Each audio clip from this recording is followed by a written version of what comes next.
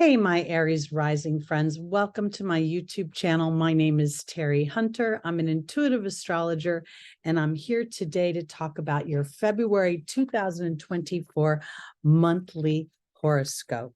These horoscopes are based on whole sign Western astrology, and they're based on the Pacific time zone. So if you are not in the Pacific, please adjust for your location. If you don't know your rising sign, you can go to any one of the free birth calculators on the internet. You just need your exact time and location of birth to determine that information. These are for Aries rising, Aries moon. I believe that the rising and the moon are of equal influence. We are emotional creatures, and we base our manifestations on what we believe, and our emotions dictate what we believe. We also have Aries sun, as well as any Aries stelliums. If you have 3 or more planets in Aries, then this would also be applicable for you. So let's start off with February 1st, and we're looking at about approximately 12 p.m. in the Pacific time, and we see the sun is at 12 degrees Aquarius.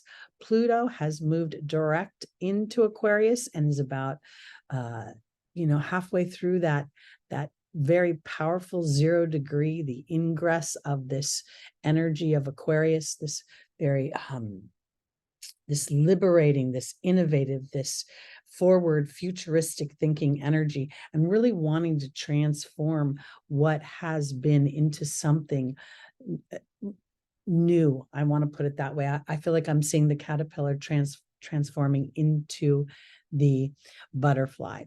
We see Mercury is heading towards a conjunction with Pluto.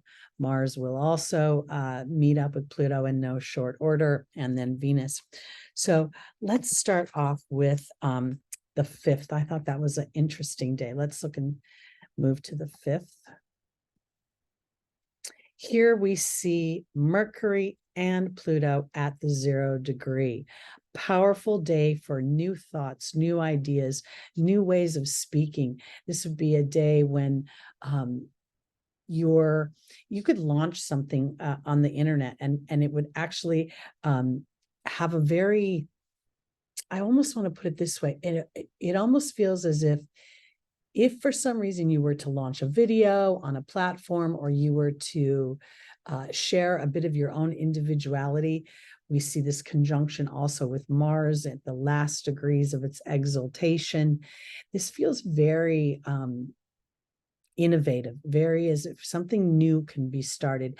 And the process feels as if there is an awareness of a pacing, as if each layer of actual movement, we see both Mars and Mercury move quickly, but then there's an awareness of what is a psychological imprint of me taking this action. We also see Mars, Mars, as it has been going through Capricorn, has been, I feel as if Mars, well, it's in its second highest influential power, strength. There's also this sort of wisdom of my history that I keep intuiting. And when I see Venus coming up here and these 4 planets coming together, it almost feels as if there's some sort of realization, culmination, awakening about how my history has actually served me, even if it was challenging in some way. And it feels as if I'm really willing to take action mentally, emotionally, within my own interior world to start to live the life I want to live. We see on the 9th, we're going to have a new moon in Aquarius. Get there.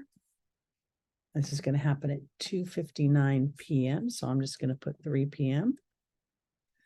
And we see this new moon is at 20 degrees of Aquarius. In January, we had a new moon at 20 degrees of Capricorn. The 20th degree is the Scorpio degree. The Scorpio degree to me is an awareness of my psychology. This is planting new seeds for me to be empowered by where I have been versus what I have experienced. It feels as if there is an opportunity for some of the toxic waste to now have been transformed into the manure that makes my garden grow. We see Mars here at 27 degrees, very tight conjunction with Pluto. So there's this sort of taking no prisoners feeling, meaning I want what I want for myself. I want to build myself. I want to know myself. I want to feel the power of my own creation in my own mind. And I also want to be able to serve the collective as I stand in that energy. I think it's really, really powerful. As Mars moves into, because it's going to get into an exact conjunction with Pluto around the 13th, we are really starting to want to see our hopes and our dreams fulfilled. We're starting to feel a little bit, maybe even potentially a little more aloof. Let me go actually to the 13th here, about my history. I may be feeling a little more, as I see Mars and Pluto in an exact conjunction. Again, these two planets rule Scorpio. So this is an awareness. I want to use my hero energy to help move the collective forward. I want my hopes and dreams to represent the possibilities of what can be. We see that I just clicked on Mars. This conjunction is really starting to revisit my self-worth, where I've been, where I've held myself back, where I've allowed the outside world, because the 10th house is naturally ruled by Capricorn, to determine whether or not I took action on something I wanted for myself.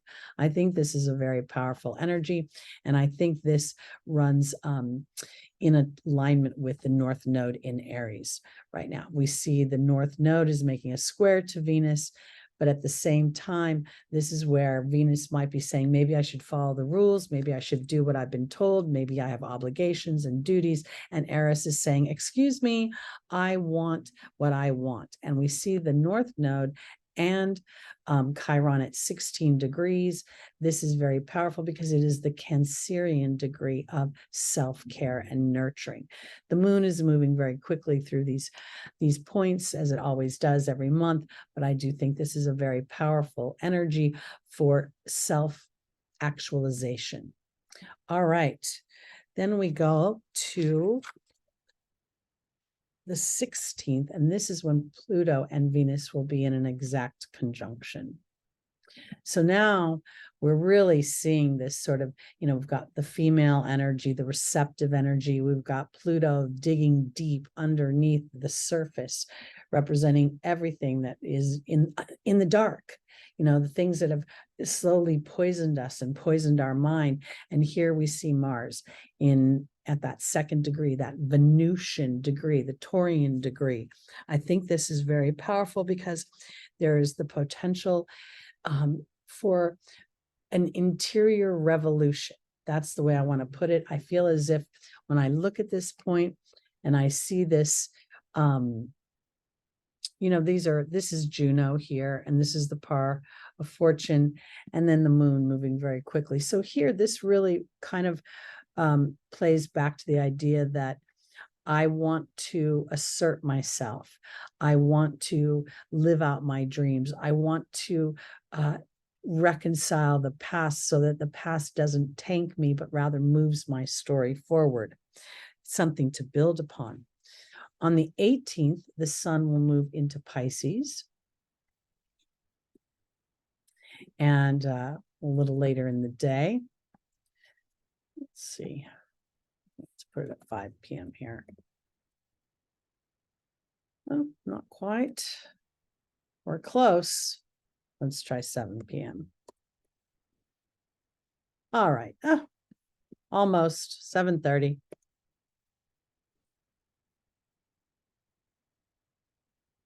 Oh, goodness gracious. I'll go to 9 p.m. All right. There we are. We see the sun at 9 p.m. in the evening moving into the sign of Pisces. I think this is a very powerful, we see this every year, but as the sun enters Pisces, Pisces, Venus will come into almost an exact conjunction with Mars. And I feel as if this is sort of, again, where I've been really looking bravely at where do I want to go? Where do I want to be?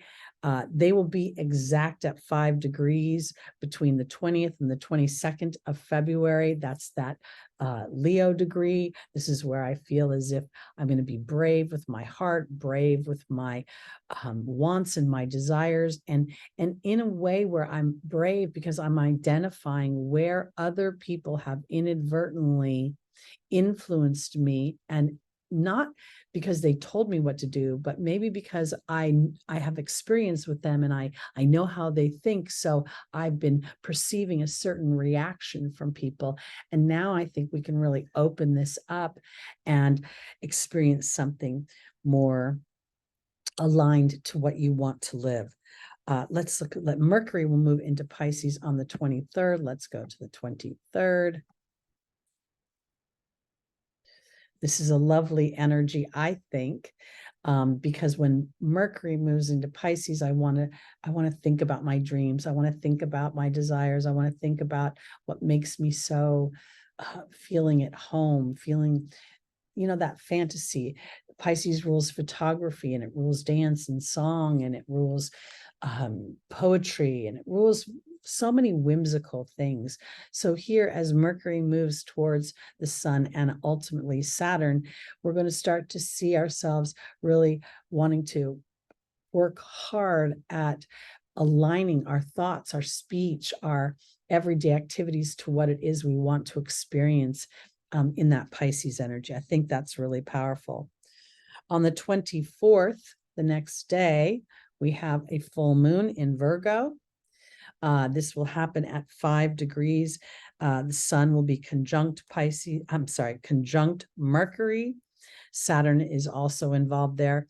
But this opposition for me, meaning the sun being in opposition at the full moon. And when it comes to February, this is now November 2023 when I'm filming this, I'll do a more in-depth video. But here, I think that what we're looking for is a commitment of heart, a commitment of my nurturing my dreams to come true. And this opposition could be where part of me feels like I'm not allowed to do that. I need to take care of business. I need to take care of what I'm dutiful to. And here, I feel like Saturn is influencing this, where if you spend enough time here and you do the hard work of believing in yourself, then we can start to make something happen in the material world that aligns more concisely to what it is you want to experience. And that's where I see these Venus and Mars traveling together through Aquarius as really individualizing myself. And here we're seeing Pluto revisiting that first degree of Aquarius, which we saw just for a toe tip in 2023. And by the time we get to the end of the month, which is around the 28th, we have a leap year this year. But I'll use it. We have the sun, Mercury, and Saturn all together over here in Pisces. So this is, again, now Mercury's moved beyond Saturn, but here this whole transit makes me feel as if I've been thinking about what I want to develop. I've been working hard. I've been using Saturn's structure. Saturn's gives me tools. Saturn gives me endurance. And this is a combination actually that Taylor Swift has with having Neptune. She actually has Neptune in Capricorn along with Saturn and Mercury. But here, I think this is an opportunity to really dig deep into my dreams. I know Neptune's out of orb, but it's still in the house. So this is where I give myself an opportunity to take some time for myself and really dig deep into being aware of my emotional body and what I'm feeling emotionally, because that emotional body is dictating how I'm going to take my actions and how I'm going to be, applying my, I want to put it this way. When we worry, we actually are thinking about all the bad things that can happen. And when we are standing in faith, we are focused on the good things that can happen. And I think here, Saturn is at the Sagittarian degree in the sign of Pisces of spirituality. And here we have this Sun and Mercury at the Capricorn degree. So I really want to dig deep and start to build structure mentally, emotionally, physically, to know that my dreams are viable and they are possible. And as I align mentally and through my speech, I will start to see those things come into my physical experience. All right, my Aries, that's it for February 2024. Be on the lookout for my Sunday show. I do a live show on Sundays where I do readings, tarot and the angel cards. And we go through each week's transits with more detail, and we get the angel's advice for traversing the transits. Also, if you'd like to book a reading with me, an astrology reading or an angel reading, I am available. My information is below in the description. And all you need to do is reach out through an email, and I'll give you all the details about booking and pricing, etc. Thank you so much, Aries. I'll see you soon, and have a lovely February.